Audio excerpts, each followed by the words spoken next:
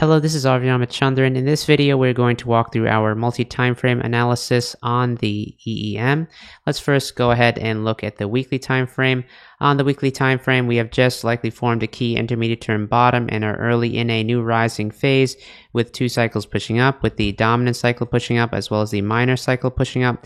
This is a very bullish time period for the stock where you look for money flows to come in and for rallies on the upside. You can see the beautiful rising phase we've had recently along with the follow through that we've seen on the upside. So we are looking for higher prices here in the EEM. On the upside, we are targeting this intermediate term 61.8 to 78.6 from 61.40 to 64.09. Last thing I want to note here on this chart is the bullish upturn in the weekly momentum. If we shift over to the daily chart, you'll see our daily cycles here, and we are getting late in this short-term rising phase. We'll look for a high to form and then to get a very modest pullback. Now, what I want to highlight is this bullish slim ribbon, which is why we have these green colored candles. Watch for this slim ribbon to meet up with this likely modest pullback, and then to see the ribbons hold it on the downside and then to get another push back up. I mention this because it's always important to visualize what could happen, so that way if it does, you will be ready to execute. If we lastly go ahead and shift over to the 2-hour chart, you can see our 2-hour slim ribbon here. And what I really want to highlight is this ASLIM MCI. The ASLIM MCI looks at multiple time frames to come up with a sum of the evidence condition on that underlying stock. When it's greater than 25, that would be positive.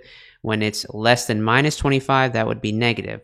What we're highlighting here is what we would call as a bullish cross through the swing zone. The swing zone is this zone from plus or minus 25 here. And a bullish cross happens when you move from a bearish state to a bullish state. And what that says is that the underlying internals have meaningfully improved. And when you factor in this bullish cross that we see in the MCI with the both bullish weekly and daily cycles, all this really jumps out to us as a very clear picture, which is why we're sharing it with our friends on YouTube, so you can see how we do our multi-time frame analysis. I hope you found this video helpful. As always, feel free to share any comments in the comments section below. If you like this video, please go ahead and hit the like button on YouTube, and you can also sign up for our channel.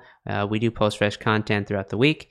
If you're interested in learning more about all that we do at ASLIM, please head over to AskSlim.com.